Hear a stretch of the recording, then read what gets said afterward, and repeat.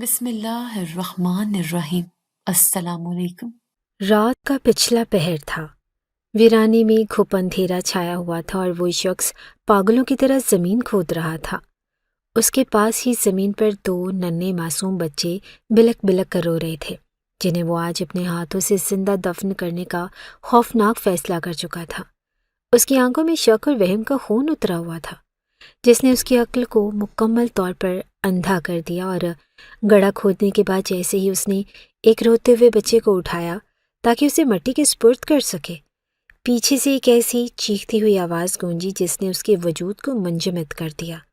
رک جاؤ، خدا کا خوف کرو، میرے بچوں کو مت مارو۔ وہ شخص جھٹکے سے پلٹا، سامنے کھڑی عورت کو دیکھ کر اس کے پیروں تلے سے زمین نکل گئی۔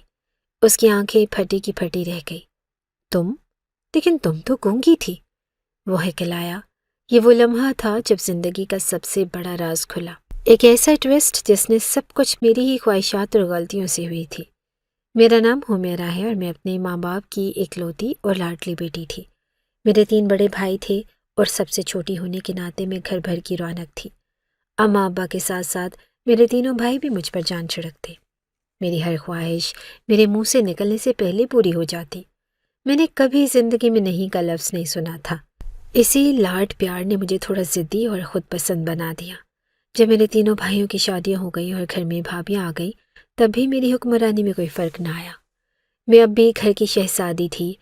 وقت گزرتا گیا اور ابا کو میری شادی کی فکر لاحق ہونے لگی۔ وہ چاہتے تھے کہ میں جس گھر بھی جاؤں وہاں بھی راج کروں، اور میری قسمت اچھی تھی کہ ابا کے ایک بہت پرانے اور گہرے دوست نے اپنے اکلوتے بیٹے کے لیے میرا ہاتھ مانگ لیا۔ لڑکا خاندانی تھا، پڑھا لکھا اور برسر روزگار تھا۔ میں اس رشتے پر بہت خوش تھے۔ اس کی سب سے بڑی وجہ یہ تھی کہ میرا ہونے والا شوہر اپنے والدین کا اکلوتا بیٹا تھا۔ میں ہمیشہ سے ایسی ہی زندگی چاہتی تھی جہاں میرے مقابلے میں کوئی نہ ہو، نہ کوئی نند، نہ جٹھانی، بس میں ہوں اور میرا شوہر۔ میں چاہتی تھی کہ میں اپنی مرضی سے زندگی جیوں، کوئی مجھے ٹوکنے والا نہ ہو، اور میں پورے گھر پر بلا شرکت غیر راج کروں۔ میری شادی بہت دھوم دھام سے ہوئی، جیسا میں نے سوچا تھا کہ سب کچھ ویسا ہی ہوا۔ میرا شوہر مجھ سے بے پناہ محبت کرتا تھا۔ وہ میری ہر چھوٹی بڑی خواہش کا خیال رکھتا اور مجھے کسی چیز کی کمی محسوس نہیں ہونے دیتا تھا۔ میری ساس، جو اب میری ماں کی جگہ تھی، وہ مجھے اپنی بہو نہیں بلکہ بیٹیوں سے بھی بڑھ کر عزیز رکھتی تھی، شاید اسی لیے بھی کہ ان کی کوئی بیٹی نہ تھی۔ مجھے اتنا اچھا اور پیار کرنے والا گھرانہ ملا تھا کہ میری سہیلیاں مجھ پر رشک کرتی تھی۔ میں سسرال میں بھی اسی طرح لاڈلی تھی جیسے میکے میں تھی۔ میری زندگی ہنسی خوشی گزر رہی تھی۔ مجھے لگتا تھا کہ میں دنیا کی خوش قسمت ترین عورت ہوں۔ شادی کا پہلا سال پلک جھپکتے گزر گیا اور ہم دونوں اپنی زندگی میں مگن تھے، لیکن پھر آہستہ آہستہ لوگوں کی باتوں نے اپنا رنگ دکھانا شروع کیا۔ ہمارے معاشرے میں شادی کے فوراً بعد اگر خوشخبری نہ ملے تو سوالات اٹھنے لگتے ہیں۔ میری ساس کے پاس جب محلے کی عورتیں آتی تو اکثر دبی زبان میں اور کبھی کبھی کھلے عام پوچھ لیتی، بہن، بہو کی طرف سے کوئی خوشخبری نہیں ملی ابھی تک؟ سال بھر ہو گیا ہے۔ شروع میں تو میری ساس ان باتوں کو ٹال دیتی، لیکن آہستہ آہستہ وہ بھی پریشان ہونے لگی۔ ایک دن انہوں نے مجھ سے تنہائی میں بات کی، بیٹی حمیرہ، اب تو سال سے اوپر ہو گیا، میں چاہتی ہوں کہ میرے جیتے جی میرے بیٹے کی گود ہری ہو جائے۔ تم کسی لیڈی ڈاکٹر کو دکھا لو، شاید کوئی معمولی مسئلہ ہو جو دوائی سے ٹھیک ہو جائے۔ میں خود بھی اب اس بارے میں سوچنے لگی تھی، کیونکہ اولاد کی خواہش ہر عورت کے اندر فطری طور پر موجود ہوتی ہے۔ میں نے اپنے شوہر سے بات کی۔ وہ پہلے تو ٹالتے رہے کہ ابھی جلدی کیا ہے، لیکن میری ضد پر وہ مان گئے۔ ہم نے ڈاکٹرز کے چکر لگانے شروع کر دیے۔ میں نے مختلف دوائیاں استعمال کی، حکیمی نسخے آزمائے، لیکن مہینے گزرتے گئے اور کوئی امید بھر نہ آئی۔ ہر گزرتا مہینہ مجھ پر اور میری ساس پر ایک بوجھ بنتا جا رہا تھا۔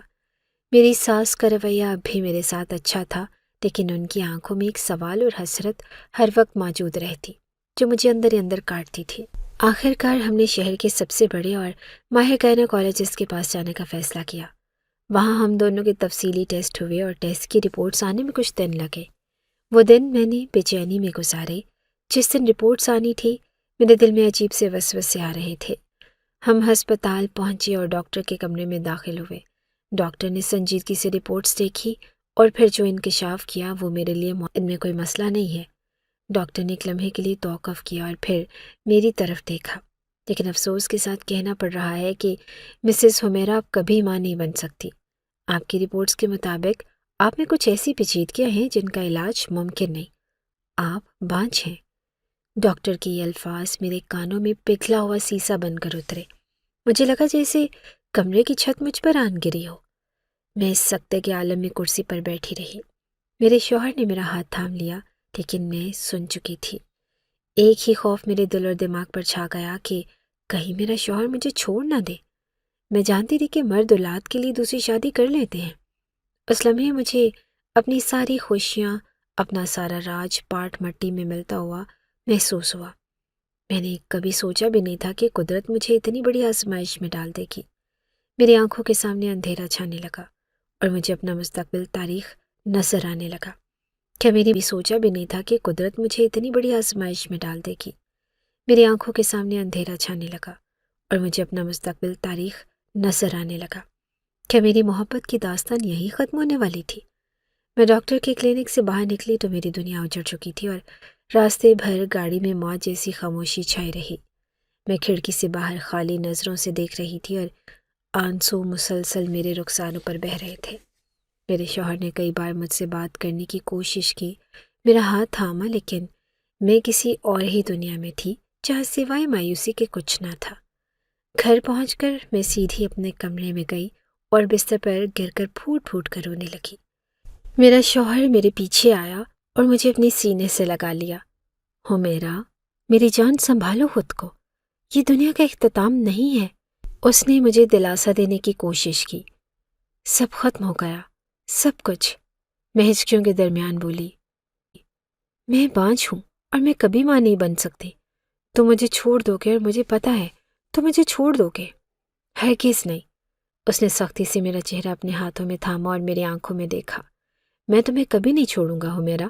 تو میری زندگی ہو، میری محبت ہو۔ اولاد نہ ہونا ایک کمی ضرور ہے، لیکن اس کمی کی وجہ سے میں اپنی محبت کو نہیں کھو سکتا۔ اگر یہ کمی مجھ میں ہوتی تو کیا تم مجھے چھوڑ دیتی؟ اس کے الفاظ نے میرے ڈوبتے ہوئے دل کو تنکے کا سہارا دیا۔ میں نے نفی میں سر ہلایا۔ بس پھر ہم اس مسئلے کا کوئی حل اور نکال لیں گے۔ ہم بچہ گود لے لیں گے، کسی یتیم کو ماں باپ کا سایہ مل جائے گا اور ہمارا آنگن بھی بھر جائے گا۔ اس کی باتیں سن کر میرے دل کو تھوڑا سکون ملا۔ میرا شوہر واقعی مجھ سے بے پناہ محبت کرتا تھا اور اس نے مشکل ترین وقت میں میرا ساتھ نہیں چھوڑا۔ کچھ دن میں اسی امید پر جیتی رہی کہ ہم بچہ گود لیں گے اور سب ٹھیک ہو جائے گا، لیکن مسئلہ میری ساس تھی۔ میں نے انہیں اب تک یہ سچائی نہیں بتائی تھی کہ کمی رو کر میری طرف دیکھا۔ ہاں بیٹی، کہو کیا بات ہے؟ اماں جی، اگر ہماری اپنی اولاد نہ ہو تو ہم کسی بچے کو گود لے لیں؟ میں نے ڈرتے ڈرتے پوچھا۔ ان کے چہرے کا رنگ فوراً بدل گیا۔ کیا مطلب؟ تم یہ کیا کہہ رہی ہو؟ اپنا خون اپنا ہوتا ہے حمیرہ۔ گود لیا ہوا بچہ کبھی اپنا نہیں ہو سکتا۔ میرے بیٹے کا وارث اس کا اپنا خون ہی ہوگا۔ ان کا لہجہ اتنا سخت تھا کہ میں سہم گئی۔ میں انہیں یہ بتانے کی ہمت ہی نہیں کر سکی کہ ڈاکٹر کیا کہہ چکے ہیں۔ دن گزرتے گئے اور گھر کا ماحول بوجھل ہوتا گیا۔ آخر کار میرے شوہر نے تنگ آ کر اپنی ماں کو سچائی بتا دی اور اس دن گھر میں قیامت آ گئی۔ میری ساس جو مجھے بیٹیوں کی طرح چاہتی تھی، اچانک ایک ایسی عورت میں بدل گئی جیسے میں پہچان ہی نہیں پا رہی۔ بانجھ ہے یہ عورت، میرے اکلوتے بیٹے کی زندگی برباد کر دی اس نے، وہ اونچی آواز میں چیخ رہی تھی۔ میں اسے اس گھر میں ایک لمحہ مزید برداشت نہیں کروں گی۔ میرا بیٹا تو تھی۔ میں اسے اس گھر میں ایک لمحہ مزید برداشت نہیں کروں گی۔ میرا بیٹا دوسری شادی کرے گا اور اسے اپنا وارث چاہیے۔ میں کونے میں کھڑی رو رہی تھی، ہاتھ جوڑ کر ان کی منتیں کر رہی تھی کہ اماں جی خدا کے لیے مجھے مت نکالیں، میں آپ کی بیٹی ہوں، مجھ میں کمی ہے تو کیا ہوا، میں آپ کی خدمت کروں گی ساری زندگی۔ لیکن وہ کچھ سننے کو تیار نہ تھی۔ میرا شوہر ان کے سامنے ڈٹ گیا اور ماں، میں حمیرہ کو نہیں چھوڑوں گا، میں اس سے محبت کرتا ہوں اور اگر دوسری شادی کرنی بھی پڑی تو حمیرہ میری پہلی بیوی رہے گی، اس کی عزت اور مقام میں کوئی کمی نہیں آئے گی۔ ساس نے بیٹے کی ضد کے آگے ہتھیار ڈال دیے، لیکن ایک شرط پر کہ وہ دوسری شادی ضرور کرے گا۔ میں اندر سے ٹوٹ چکی تھی۔ میں اپنے شوہر کی دوسری شادی کا سوچ کر ہی مر جاتی تھی۔ میں اس سے بار بار کہتی کہ میں تمہاری دوسری شادی نہیں ہونے دوں گی، تم بٹ جاؤ گے، تمہاری محبت بڑھ جائے گی، لیکن وہ مجھے تسلی دیتا۔ حمیرہ، وہ صرف میرے بچوں کی ماں ہوگی اور میری محبت تم ہی رہو گی۔ میری ساس نے فوراً رشتے ڈھونڈنے شروع کر دیے۔ آخر کار ان کی نظر محلے کی غریب یتیم لڑکی پر پڑی۔ معلوم ہوا کہ وہ گونگی بھی ہے۔ ساس بہت خوش ہوئی۔ بہترین رشتہ ہے، گونگی ہے، یتیم ہے، سر جھکا کر پڑی رہے گی، نہ زبان چلائے گی نہ حق جتائے گی، حمیرہ کی بھی حکمرانی رہے گی۔ میرے شوہر نے مجھے سمجھایا کہ دیکھو حمیرہ، وہ بول نہیں سکتی، بے سہارا ہے، وہ تمہاری ملازمہ بن کر رہے گی، تمہارے کسی معاملے میں دخل نہیں دے گی اور تم ہی اس گھر کی مالکن رہو گی۔ میں نے دل پر پتھر رکھ کر ہاں کر دی۔ شاید میرے پاس کوئی اور راستہ بھی نہیں تھا۔ میں نے اپنی بربادی کے پروانے پر خود دستخط کر دیے، اور یہ جانے بغیر کہ یہ گونگی لڑکی میری زندگی میں کیا طوفان لانے والی ہے۔ چند ہی دنوں میں سادگی سے نکاح ہوا اور وہ گونگی لڑکی، جس کا نام زویا تھا، بیاہ کر ہمارے گھر آ گئی۔ وہ دیکھنے میں بہت معصوم اور کم عمر سی تھی۔ اس کی آنکھوں میں ایک عجیب سی ویرانی تھی، جیسے اس نے زندگی میں بہت دکھ دیکھے ہوں۔ میری بہت خوش تھی، لیکن میرے دل پر سانپ لوٹ رہے تھے۔ شادی کی پہلی رات جب میرا شوہر اس کے کمرے میں گیا تو مجھے لگا جیسے میرا دم گھٹ جائے گا۔ میں پوری رات اپنے بستر پر کروٹیں بدلتی رہی، آنسوں سے تکیہ بھگوتی رہی، اور شروع کے کچھ دن تو سب نارمل رہا۔ میرا شوہر اپنے وعدے کے مطابق مجھے ہی زیادہ وقت دیتا تھا اور وہ زویا کے پاس صرف رات گزارنے جاتا تھا۔ باقی سارا دن وہ میرے ساتھ ہنستا بولتا۔ زویا بھی گھر میں ایک خاموش سائے کی طرح پھرتی رہتی۔ وہ گھر کے سارے کام کاج چپ چاپ کر دیتی، میری ساس کی خدمت کرتی اور میرے سامنے نظریں جھکا کر کھڑی رہتی۔ میں اسے اکثر اپنی جھوٹی شان دکھانے کے لیے چھوٹے موٹے کاموں کا حکم دیتی اور وہ فوراً سر ہلا کر تعمیل کر دیتی۔ مجھے اس پر اپنی بالادستی قائم کر کے ایک عجیب سی تسکین ملتی، لیکن یہ سکون زیادہ دیر قائم نہ رہ سکا۔ شادی کو ابھی 2 ماہ ہی گزرے تھے کہ ایک دن زویا کو چکر آ گیا اور وہ صحن میں گر پڑی۔ میری ساس گھبرا گئی اور ڈاکٹر کو بلایا۔ ڈاکٹر نے معائنے کے بعد وہ خوشخبری سنا دی جس کے لیے یہ دوسری شادی ہوئی تھی۔ مبارک ہو زویا، امید سے ہے۔ یہ سنتے ہی میری ساس کا چہرہ کھل اٹھا اور انہوں نے فوراً زویا کا ماتھا چوما اور صدقے واری جانے لگی۔ میرا شوہر بھی جب شام کو گھر آیا اور اسے یہ خبر ملی تو اس کی خوشی دید نہ تھی۔ وہ بھاگ کر زویا کے کمرے میں گیا اور کافی دیر وہیں رہا۔ میں باہر کھڑی سب دیکھ رہی تھی۔ میرے اندر حسرت کی آگ بھڑک اٹھی اور جس چیز کے لیے میں سالوں ترستی رہی وہ اس گونگی کو 2 مہینوں میں مل گئی۔ اس دن کے بعد سے گھر کا نقشہ ہی بدل گیا۔ اب ہر کسی کی توجہ کا مرکز زویا تھی۔ میری ساس جو کل تک اسے کام کاج کے لیے بلاتی تھی اب اسے ہاتھ بھی ہلانے نہیں دیتی تھی۔ ارے زویا بیٹی، تم آرام کرو، یہ بھاری بالٹی مت اٹھاؤ، حمیرہ اٹھا لے گی، ساس نے ایک دن مجھے سناتے ہوئے کہا، اور میں حیرت سے ان کا منہ دیکھنے لگی۔ اماں جی، میں کیوں اٹھاؤں؟ یہ کام تو زویا کا ہے۔ اب اس گھر کی وارث کی ماں بننے والی ہے اور اسے آرام کی ضرورت ہے۔ تم تو ویسے بھی فارغ ہو، تھوڑا بہت کام کر لو گی تو کیا ہو جائے گا۔ ان کے لہجے میں وہ پہلی سے اپنا یہ تب نہیں رہی تھی۔ میرا شوہر بھی بدل رہا تھا اور اب وہ کام سے واپس آتے ہی پہلے زویا کا حال پوچھتا، بازار سے پھل اور طاقت کی دوائیاں لاتا اور خود اپنے ہاتھوں سے اسے کھلاتا۔ میں جب اس سے شکایت کرتی تو وہ جھنجھلا جاتا۔ حمیرہ، تم سمجھ کیوں نہیں رہی ہو؟ وہ میرے بچے کی ماں بننے والی ہے، اس وقت اسے میری توجہ اور دیکھ بھال کی ضرورت ہے، یہ میرا فرض ہے۔ اور میرا کیا فرض ہے تمہاری زندگی میں؟ میں تو اب اس گھر میں فالتو چیز بن گئی ہوں۔ میں روتے ہوئے کہتی، تم فالتو نہیں ہو، لیکن اس وقت زویا کی حالت نازک ہے، پلیز میرا ساتھ دو، ضد مت کرو۔ وہ یہ کہہ کر پھر زویا کے پاس چلا جاتا۔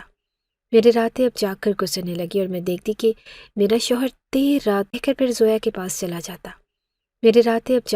لگی اور میں دیکھتی کہ میرا شوہر دیر رات تک زویا کے کمرے میں بیٹھا اس سے باتیں کرتا رہتا اور میں اپنے کمرے میں اکیلی اس کا انتظار کرتی رہ جاتی۔ وہ گونگی لڑکی جسے میں ملازمہ سمجھتی تھی آہستہ آہستہ میری جگہ لے رہی تھی۔ میری سوتن میرے سر پر سوار ہو چکی تھی اور میں کچھ نہیں کر پا رہی تھی۔ وقت گزرتا گیا اور زویا کا پیٹ نمایاں ہونے لگا۔ اس کے چہرے پر ممتا کا ایک عجیب سا نور آ گیا جس نے اسے اور بھی خوبصورت بنا دیا تھا۔ میرا حسد اب نفرت میں بدل رہا تھا اور میرا بس چلتا تو میں اسے دھکا دے کر گرا دیتی، اس کا بچہ ضائع کر دیتی، لیکن میری ساس ہر وقت اس کے سائے کی طرح ساتھ رہتی۔ آخر کار وہ دن بھی آ گیا جب زویا کو ہسپتال لے جایا گیا۔ چند گھنٹوں بعد خبر آئی کہ اس نے जुड़वां बेटों को जन्म दिया है। घर में खुशी के शादियाने बजने लगे। मेरा शौहर मिठाइयाँ बांट रहा था और मेरी सास का पैर ज़मीन पर नहीं टिक रहा था। मैं कोने में खड़ी ये सब तमाशा देख रही थी और 2 बेटे इस गूंगी ने एक साथ 2 वारिस दे दिए इस घर को। अब तो मेरी रही सही अहमियत भी ख़त्म हो जाएगी। मैंने सोच लिया था कि अब मुझे कुछ करना होगा, वरना ये गूंगी मुझे इस घर से बेदखल करवा देगी।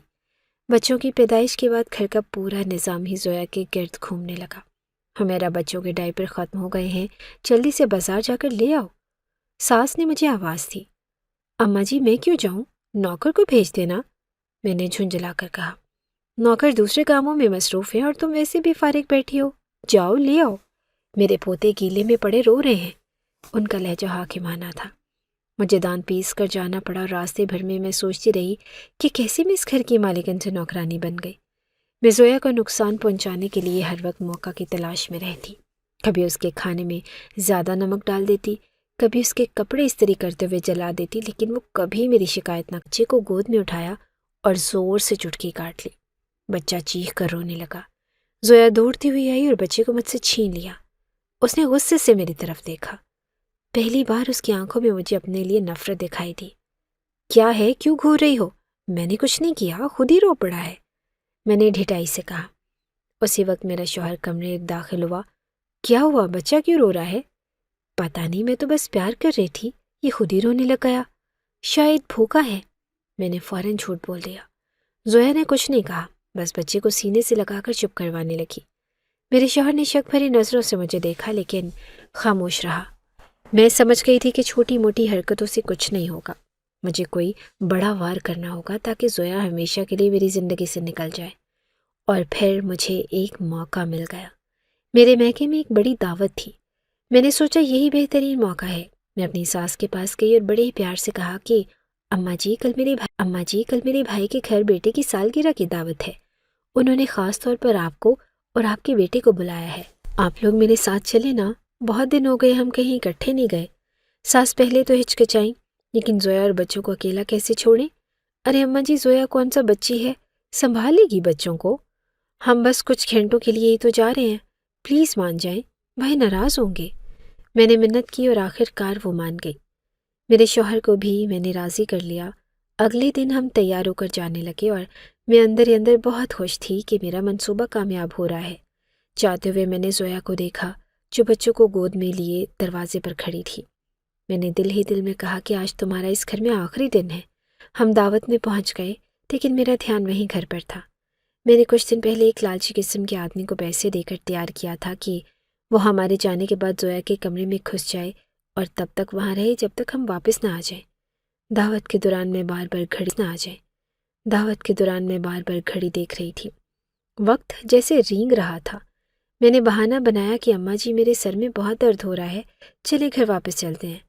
अभी तो खाना भी नहीं खाया, थोड़ी देर रुक जाओ, सास ने कहा। और मैंने कहा कि नहीं अम्मा जी, मुझसे बर्दाश्त नहीं हो रहा। मैंने ड्रामा किया और मेरे शौहर ने कहा कि अच्छा चलो हम चलते हैं। हम घर के लिए रवाना हुए। मेरे दिल की धड़कनें तेज़ हो रही थी। गाड़ी घर के गेट पर रुकी और घर में खामोशी थी। मैं सबसे आगे भागी और सीधा ज़ोया के कमरे की तरफ गई। जैसे ही मैंने दरवाज़ा खोला, मैं ज़ोर से चीखी, हाय अल्लाह, ये क्या हो रहा है? मेरी आवाज़ सुनकर मेरा शौहर और सास भी भागते हुए आए। कमरे का मंजर देखकर उनके पैरों तले से तो ज़मीन ही निकल गई। ज़ोया बिस्तर पर बैठी बच्चों को दूध पिला रही थी और कमरे के एक कोने में वो अजनबी मर्द खड़ा था। कमरे का मंजर देखकर मेरे शौहर की आंखों में खून उतर आया। वो धाड़ा, ये कौन है और ये मेरे बेडरूम में क्या कर रहा है? अजनबी मर्द घबरा कर इधर उधर देखने लगा। ज़ोया भी हड़बड़ाकर खड़ी हो गई और उसके चेहरे पर खौफ और हैरानी के मिले जुले तासुरात थे। मैंने फ़ौरन मौका संभाला और चीखना शुरू कर दिया। मैं ना कहती थी कि ये औरत बदचलन है, बदकिरदार है और हम घर से क्या निकले, इसने अपने यार को बुला लिया। तौबा तौबा, कैसी औरत है ये। मेरी सास भी अपना सीना पीटने लगी। हाय मेरी किस्मत, ये दिन देखने के लिए मैंने अपने बेटे की दूसरी शादी की थी। ये कलमुही मेरे घर की इज्जत मट्टी में मिला दी। अजनबी मर्द मौका पाकर तेज़ी से दरवाजे की तरफ भागा और वहाँ से फरार हो गया। मेरे शौहर ने उसका पीछा करने की कोशिश की, लेकिन वो हाथ ना आया। वापस आकर उसने ज़ोया की तरफ देखा। उसकी आंखें अंगारों की तरह दहक रही थी। कौन था वो? बोल, कौन था वो? उसने जोया के बालों को मुट्ठी में जकड़ लिया और झंझोड़ा। जोया बेबसी से अपने हाथ जोड़कर नफ़ी में सर हिला रही थी और उसकी आंखों से आंसू का सैलाब जारी था। वो कुछ बोल नहीं सकती थी, अपनी सफाई नहीं दे सकती थी, और यही मेरी जीत थी। देखा, मैं ना कहती थी कि इसके लक्षण ठीक नहीं हैं। मैंने जल्दी पर तेल छिड़का। मुझे तो लगता है कि ये बच्चे भी तुम्हारे नहीं हैं। पता नहीं किस किस के साथ मुँह काला किया है इसने। मेरे इस जुमले ने मेरे शौहर के दिमाग पर हथौड़ा मारा और उसने जोया को जोर से धक्का दिया। वो ज़मीन पर गिर पड़ी। दफ़ा हो जाओ मेरे घर से अभी और इसी वक्त निकल जाओ। मैं एक पल भी तुम्हें अपने घर में बर्दाश्त नहीं करूँगा। वो पागलों की तरह चीख रहा था। जोया ने बच्चों की तरफ हाथ बढ़ाया तो मैंने झपट कर दोनों बच्चे उठा लिए। खबरदार, इन नाजायज़ बच्चों को हाथ भी मत लगाना, ये तुम्हारे गुनाहों की निशानी है। जोया ज़मीन पर घसीटती हुई मेरे शौहर के पैरों में गिर गई। हाथ जोड़कर रहम की भीख मांगने लगी, लेकिन उसका दिल पत्थर हो चुका था। उसने उसे ठोकर मारी और गिरेबान से पकड़कर घर से बाहर निकाल दिया। अगर दोबारा इस घर का रुख किया तो जान से मार दूंगा। उसने दरवाज़ा ज़ोर से बंद कर दिया। मैं खिड़की से बाहर देख रही थी। जोया दरवाजे पर सर रख कर रो रही थी। कुछ देर के बाद वो लड़खड़ाते हुए वहाँ से चली गई और मैं बहुत ज़्यादा खुश थी। मेरा कांटा निकल चुका था। अब घर में फिर से मेरा राज था, लेकिन मेरा शौहर अब वो पहले वाला इंसान नहीं रहा था। वो हर वक्त गुस्से में रहता, शराब पीने लगा और वो बच्चों की शक्ल भी नहीं देखना चाहता था। इनको मेरी नज़रों से दूर करो, मुझे इनकी मनहूस शक्लें नहीं देखनी। वो अक्सर चीखता, बच्चे रोते रहते, मैं उन्हें बमुश्किल संभालती और सास भी अब चुप चुप रहने लगी थी। उन्हें अपने किए पर पछतावा हो रहा था, लेकिन अब क्या हो सकता था।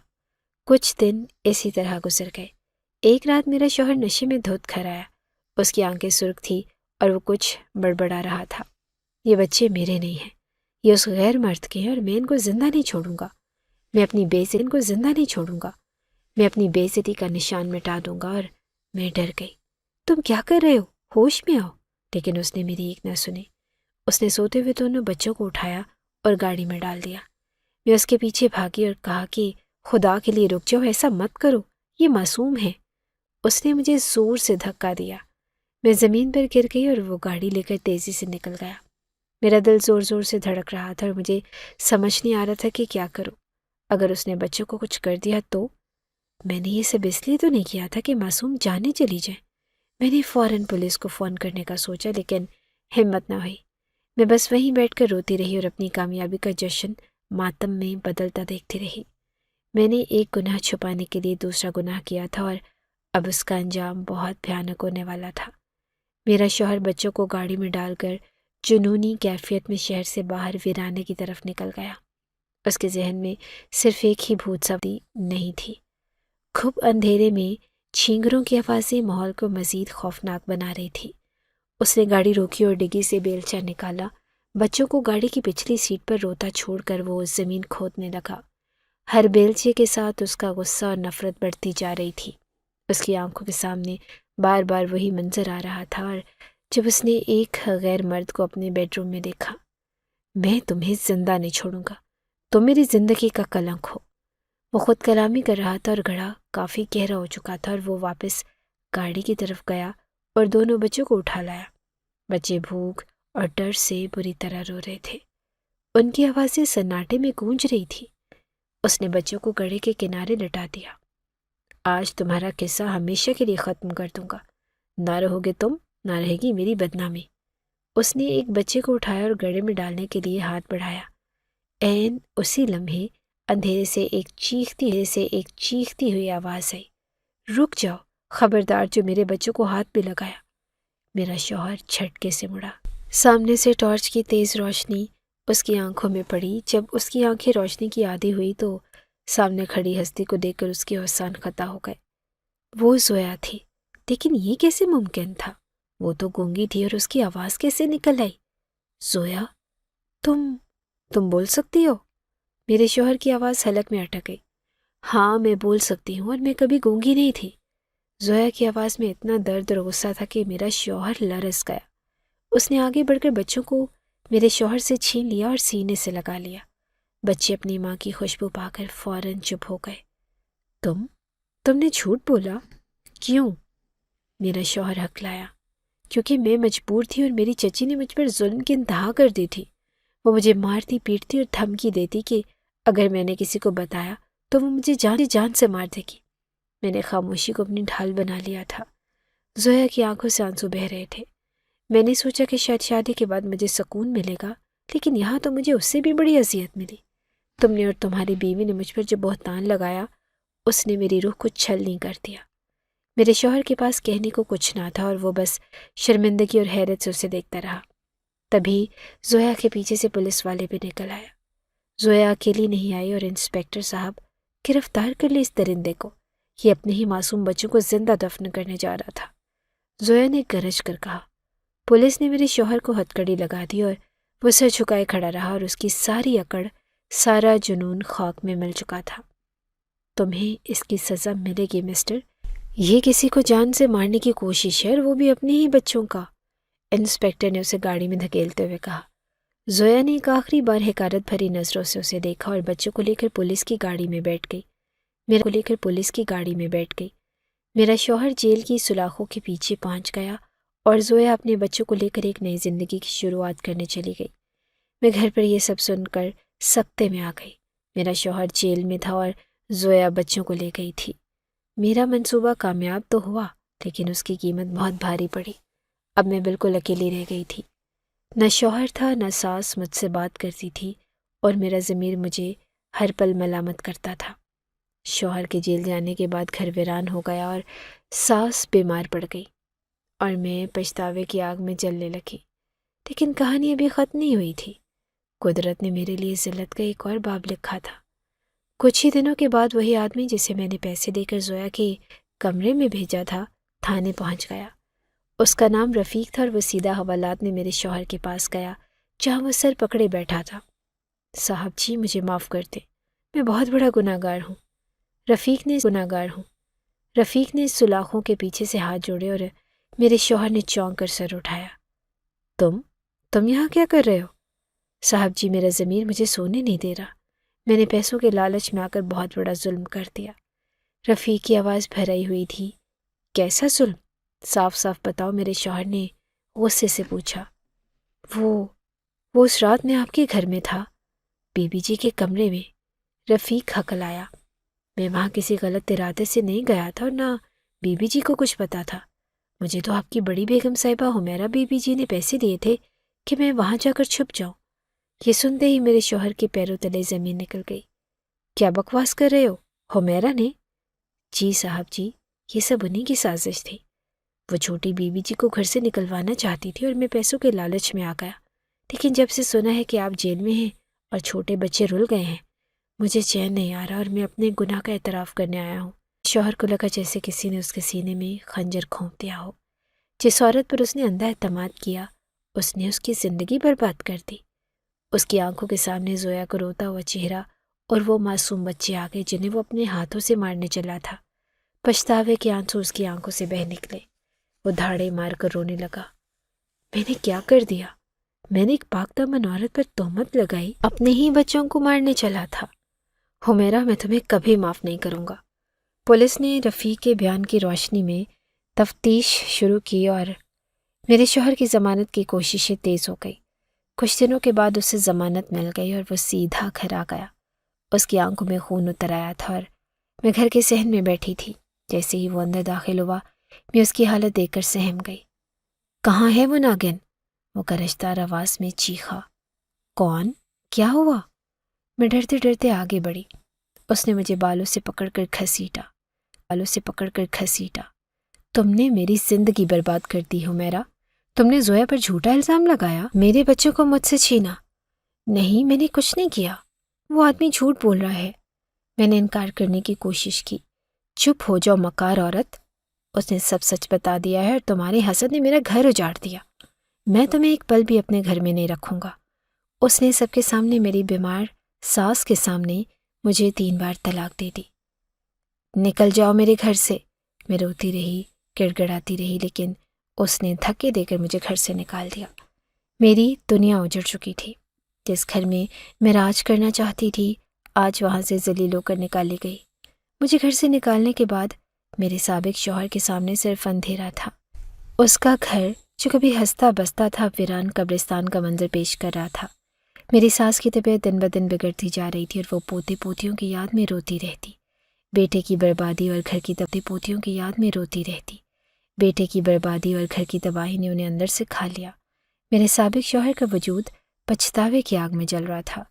ہر لمحہ ہر پل اسے زویا کا وہ معصوم چہرہ یاد آتا جسے اس نے بے دردی سے گھر سے نکالا تھا، اور وہ ننھے فرشتے جنہیں وہ اپنے ہاتھوں سے مٹی کے سپرد کرنے چلا۔ ضمیر کی عدالت میں وہ خود کو مجرم پا رہا تھا اور اس عدالت سے کوئی ضمانت ممکن نہ تھی۔ اس نے فیصلہ کیا کہ وہ زویا کو واپس لائے گا، چاہے اس کے لیے اسے کچھ بھی نہ کرنا پڑے۔ وہ جانتا تھا کہ زویا کے پاس سر چھپانے کے لیے صرف اپنی ظالم چچی کا گھر ہی ہوگا۔ وہ وہیں پہنچا، دروازے پر دستک دی اور کچھ دیر کے بعد زویا کی چچی نے دروازہ کھولا۔ سامنے میرے سابق شوہر کو کھڑا دیکھ کر اس کے چہرے پر ناگواری کے تاثرات ابھر آئے۔ تم یہاں پھر منہ اٹھا کر آ گئے؟ کیا کمی رہ گئی تھی ظلم میں جو اب پوری کرنے آ گئے ہو؟ چچی نے تلخ لہجے میں کہا۔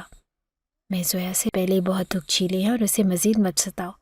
چچی نے دروازہ بند کرنے کی کوشش کی لیکن تبھی اندر سے زویا کی آواز آئی، بھاری اور پرعزم۔ چچی رک جائیں، انہیں اندر آنے دیں، میں بات کروں گی ان سے۔ چچی نے ہچکچاتے ہوئے راستہ چھوڑ دیا۔ وہ اندر داخل ہوا تو صحن کا منظر دیکھ کر اس کا کلیجہ منہ کو آ گیا۔ زویا ایک ٹوٹی ہوئی چارپائی پر بیٹھی تھی اور دونوں بچے اس کے ارد گرد کھیل رہے تھے۔ وہ کمزور لگ رہی تھی، لباس بھی میلا کچیلا تھا، لیکن اس کے چہرے پر ایک عجیب سا وقار تھا جو پہلے کبھی اس نے نہیں دیکھا تھا۔ وہ آہستہ قدموں سے چلتا ہوا اس کے قریب پہنچا اور گھٹنوں کے بل بیٹھ گیا۔ زویا، اس کی آواز بھر آ گئی، مجھے معاف کر دو، میں اندھا ہو گیا تھا اور میں بہک گیا تھا۔ حمیرہ نے مجھے تمہارے خلاف بھڑکایا تھا اور میں نے تم پر جو ظلم کیا اس کی معافی کے قابل نہیں ہوں، لیکن خدا کے واسطے مجھے ایک موقع دے دو، اپنے لیے نہیں تو ان بچوں کے لیے۔ زویا نے سر اٹھا کر اس کی طرف دیکھا اور اس کی آنکھوں میں نہ تو پہلے جیسا ڈر تھا نہ ہی کوئی محبت، وہاں صرف سرد مہری تھی۔ حمیرہ نے تمہیں بھڑکایا اور تم بھڑک گئے۔ تم نے ایک پل کے لیے بھی نہیں سوچا کہ جس عورت کے ساتھ تم نے بستر بانٹا، جو تمہارے بچوں کی ماں ہے، وہ ایسی ہو سکتی ہے۔ تم نے مجھ پر یقین کرنے کی بجائے اس عورت کی باتوں پر یقین کیا جس کی وجہ سے تم نے دوسری شادی کی تھی۔ زویا کے سوال نشتر کی طرح اس کے دل میں اتر رہے تھے۔ میں شرمندہ ہوں زویا، میں نے حمیرہ کو طلاق دے دی ہے اور وہ اب تو ہماری زندگی میں کبھی نہیں آئے گی۔ گھر ویران پڑا ہے اور ماں جی تمہاری راہ دیکھ رہی ہیں، واپس آ جاؤ، میں تمہیں وہ تمام خوشیاں دوں گا جن کی تم حقدار ہو۔ اس نے گڑ گڑاتے ہوئے کہا اور زویا تلخی سے ہنسی۔ خوشیاں؟ تم نے میری زندگی کی سب سے بڑی خوشی، میری ممتا کو مجھ سے چھیننے کی کوشش کی تھی۔ تم میرے بچوں کے مجرم بننے چلے تھے۔ کیا گارنٹی ہے کہ کل کو تم پھر کسی کے بہکاوے میں نہیں آؤ گے؟ میں قسم کھاتا ہوں زویا کہ اب ایسا کبھی نہیں ہوگا۔ میں بدل گیا ہوں، قسمیں مت کھاؤ، تمہاری قسموں کی اب میری نظر میں کوئی وقت نہیں ہے۔ تم نے مجھے اس وقت گھر سے نکالا جب مجھے تمہارے سہارے کی سب سے زیادہ ضرورت تھی۔ میں گونگی تھی، بے زبان تھی، اس لیے تم نے اور تمہاری بیوی نے مجھے آسان ہدف سمجھا، لیکن اب میں بول سکتی ہوں۔ میری آواز ان بچوں کے لیے ہے اور میں ان بچوں کو کبھی اس گھر میں واپس نہیں لے کر جاؤں گی جہاں ان کے باپ نے ان کے لیے قبر کھودی تھی۔ اس کے الفاظ اٹل تھے اور میرے شوہر نے بہت محنت سماجت کی اور اپنے بچوں کو پیار کرنے کی کوشش کی، لیکن زویا نے اسے چھونے بھی نہ دیا۔ تم جا سکتے ہو، میرا اور تمہارا رشتہ اسی دن ختم ہو گیا تھا جس دن تم نے مجھے بدکردار کہہ کر گھر سے نکالا تھا۔ اب میں اکیلی ہی کافی ہوں اپنے بچوں کے لیے۔ وہ بوجھل قدموں سے وہاں سے نکلا اور اسے یقین ہو گیا تھا کہ اب وہ واپسی کے سارے راستے بند ہو چکے ہیں۔ اس نے اپنے ہاتھوں سے اپنا گھر اجاڑ لیا۔ وہ سڑک پر بے مقصد چل رہا تھا اور دنیا اس کی نظروں میں اندھیری ہو چکی تھی۔ میرے سابق شوہر کی زویا سے پہلے ملاقات ناکام ہو چکی تھی اور وہ خالی ہاتھ اور بھرے ہوئے دل کے ساتھ گھر لوٹا۔ گھر میں داخل ہوتا ہی اسے اپنی ماں کی کھانسی کی آواز سنائی دی۔ وہ تیزی سے ان کے کمرے میں گیا۔ ماں بستر پر نیم مردہ حالت میں پڑی تھی اور ان کی آنکھیں دروازے پر لگی تھی جیسے کسی مسیحا کی منتظر ہوں۔ بیٹے کو اکیلا دیکھ کر ان کی آنکھوں میں موجود امید کی آخری کرن بھی بجھ گئی۔ کیا ہوا بیٹا؟ میری بہو نہیں آئی؟ میرے پوتے کہاں ہیں؟ انہوں نے کمزور آواز میں پوچھا۔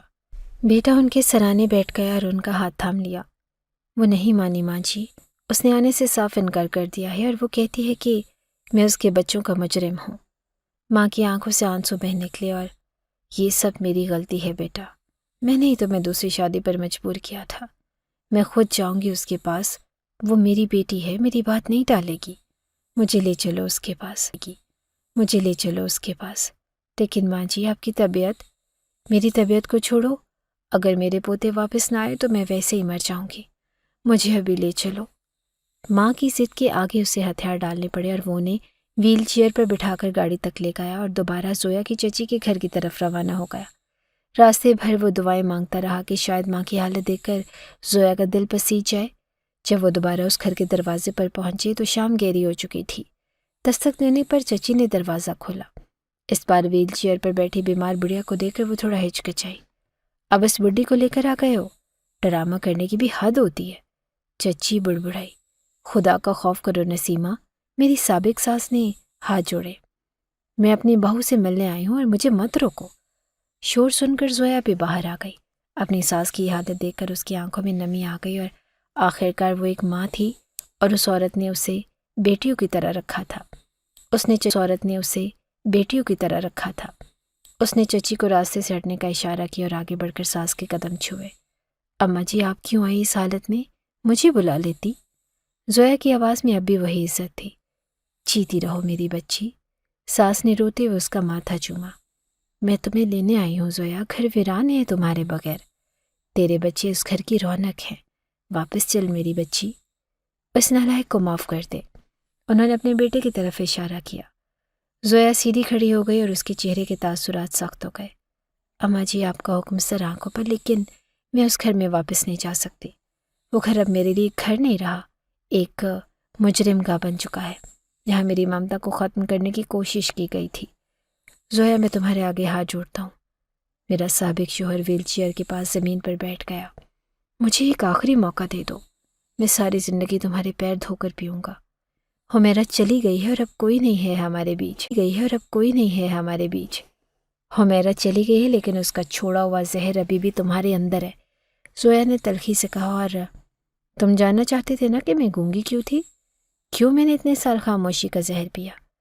یہ وہ سوال تھا جو سب کے ذہنوں میں تھا۔ چچی کا رنگ فک ہو گیا۔ وہ شاید نہیں چاہتی تھی کہ یہ راز کھلے۔ بتاؤ بیٹی، بتاؤ، آج سب سچ بتا دو، ساس نے کہا، اور زویا نے ایک گہری سانس لی جیسے برسوں کا بوجھ اتارنے والی ہو۔ میں پیدائشی گونگی نہیں تھی اماں جی، جب میرے ماں باپ کا انتقال ہوا تو میں بہت چھوٹی تھی، مجھے اس چچی کے حوالے کر دیا گیا۔ اس نے چچی کی طرف انگلی اٹھائی جو نظریں چرا رہی تھی۔ یہ عورت نہیں، ایک جلاد تھی۔ میرے حصے کی جائیداد ہڑپ کرنے کے لیے اس نے مجھ پر ظلم کی انتہا کر دی۔ میں جب روتی تھی تو یہ مجھے گرم چمٹوں سے داغتی تھی۔ یہ مجھے کہتی تھی کہ اگر میں نے کسی کے سامنے زبان کھولی، کسی کو اپنے ماں باپ کی موت کے بارے میں یا اس کے ظلم کے بارے میں بتایا تو یہ میری زبان کاٹ کر کتوں کو ڈال دے گی۔ سب سکتے میں تھے۔ چچی دیوار کے ساتھ لگی کھڑی تھی اور اس کی چوری پکڑی گئی تھی۔ زویا کی آنکھوں سے آنسو بہہ رہے تھے لیکن آواز پاٹ دار تھی۔ میں بچی تھی، ڈر گئی۔ اس کا خوف میرے دل اور دماغ پر اتنا حاوی ہو گیا کہ میری آواز واقعی بند ہو گئی۔ میں نے بولنا چھوڑ دیا کیونکہ میرے لیے بولنے کا مطلب موت تھا۔ سالہ سال میں خاموش رہی، یہاں تک کہ میری اپنی آواز میرے لیے اجنبی ہو گئی۔ لوگ مجھے گونگی سمجھنے لگے اور یہ خوش تھی کہ اس کا راز محفوظ ہے۔ پھر تم نے شادی کے بعد کیوں نہیں بتایا؟ میں تو تمہیں اپنی بیٹی سمجھتی تھی، ساس نے تڑپ کر پوچھا۔ کیسے بتاتی اماں جی؟ زویا نے تلخ مسکراہٹ کے ساتھ کہا۔ جب میں اس گھر میں آئی تو وہاں ایک اور عورت تھی جو مجھ سے نفرت کرتی تھی، ہمیرا۔ میں نے اس کی آنکھوں میں وہی وحشت دیکھی جو لیے میں خاموش رہی، سب سہتی رہی۔ ہمیرا کے تانے، اس کی سازشیں، آپ لوگوں کی بے اعتنائی، سب کچھ چپ چاپ برداشت کیا۔ وہ ایک لمحے کے لیے رکی اور اپنے بچوں کی طرف دیکھا جو صحن میں مٹی سے کھیل رہے تھے۔ لیکن اس رات جب میں نے دیکھا کہ یہ شخص میرا شوہر، میرے بچوں کا باپ، انہیں گڑھے میں پھینکنے والا ہے تو میری ممتا نے میرے اندر کے سارے خوف کو جلا کر راکھ کر دیا۔ ایک ماں اپنے بچوں کی زندگی بچانے کے لیے خدا سے بھی لڑ جاتی ہے، پھر یہ تو ایک معمولی انسان تھا۔ اس رات میری آواز واپس آ گئی کیونکہ میرے بچوں کو اس کی ضرورت تھی۔ اس کی داستان سن کر سب کی آنکھیں اشکبار تھی۔ میرا سابق شوہر شرمندگی سے زمین میں گڑا جا رہا تھا اور اسے احساس ہو رہا تھا کہ اس نے اور حمیرہ نے مل کر ایک ڈری ہوئی معصوم لڑکی کو مزید کتنا ڈرایا تھا۔ زویا، مجھے پتہ نہیں تھا کہ تم پر اتنا ظلم ہوا ہے، وہ روتے ہوئے بولا۔ میں وعدہ کرتا ہوں کہ اب تمہیں کبھی کوئی ڈرانے کی ہمت نہیں کرے گا۔ میں تمہاری ڈھال بنوں گا۔ ڈھال؟ زویا نے طنز ہنسی کے ساتھ کہا۔ کیسی ڈھال؟ وہ ڈھال جس نے خود مجھ پر وار کیا۔ تم نے مجھ پر بھروسہ نہیں کیا، تم نے ایک سیکنڈ میں مجھے بد کردار مان لیا۔ اگر آج میں بول نہ پاتی اور پولیس لے کر نہ پہنچتی تو میرے بچے زندہ نہیں ہوتے۔ تم مجرم ہو اور میں ایک مجرم کے ساتھ زندگی نہیں گزار سکتی۔ بیٹی، اس بوڑھی ماں کی لاج رکھ لے۔ ساس نے آخری کوشش کی۔ زویا نے جھک کر ساس کے ہاتھ چومے۔ اماں جی، آپ میرے لیے قابل احترام ہیں اور رہیں گی۔ آپ جب چاہیں اپنے پوتوں سے مل سکتی ہیں، لیکن میں اس گھر میں واپس نہیں جاؤں گی۔ میرا فیصلہ اٹل ہے۔ یہ شخص میرے بچوں کا باپ کہلانے کے لائق نہیں اور آج کے بعد میرا اور اس کا کوئی رشتہ نہیں۔ اس نے چچی کی طرف دیکھا۔ اور تم اب مجھے، تمہارا بھی کوئی ڈر نہیں۔ میں اپنا اور اپنے بچوں کا پیٹ پالنا جانتی ہوں۔ میں محنت کروں گی، لوگوں کے گھروں میں رہوں گی، لیکن تمہاری یا اس شخص کی محتاج نہیں رہوں گی۔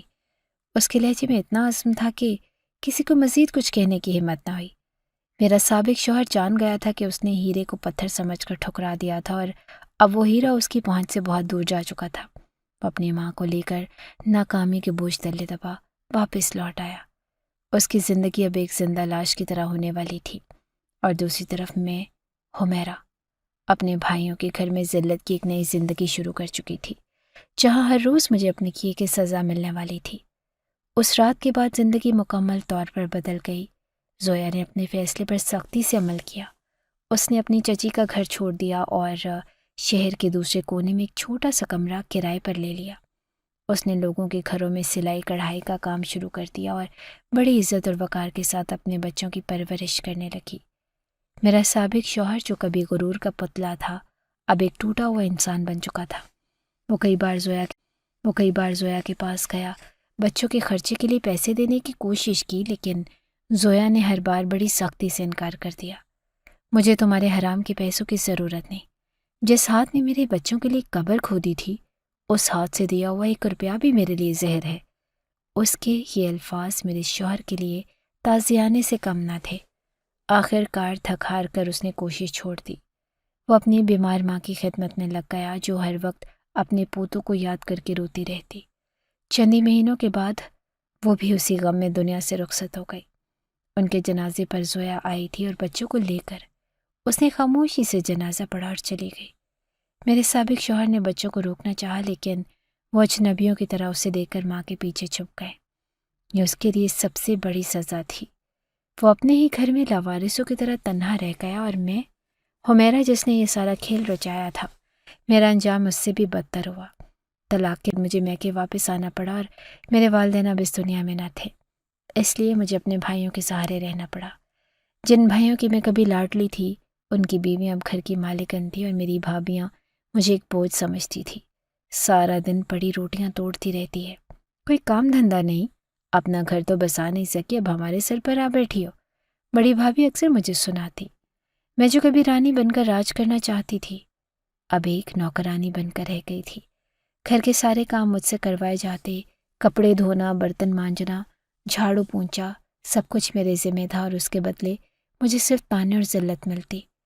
ایک دن میں کچن میں برتن دھو رہی تھی کہ چھوٹی بھابھی آئی اور زور سے چلائی، ارے منحوس، یہ برتن ٹھیک سے نہیں دھوئے، چکنائی لگی ہوئی ہے۔ کیا ماں باپ نے کچھ نہیں سکھایا تھا؟ بس لاڈ پیار میں بگاڑ کر رکھا تھا۔ میری آنکھوں میں آنسو آ گئے، لیکن میں چپ رہی۔ مجھے اپنی ساس یاد آ گئی، جو مجھے بیٹیوں کی طرح رکھتی تھی۔ میرا شوہر یاد آیا جو میری ہر خواہش پوری کرتا تھا۔ میں نے اپنے ہاتھوں سے اپنی جنت برباد کر دی تھی۔ رات کو جب میں اپنے بستر پر لیٹی تو مجھے زویا کا معصوم چہرہ یاد آ گیا۔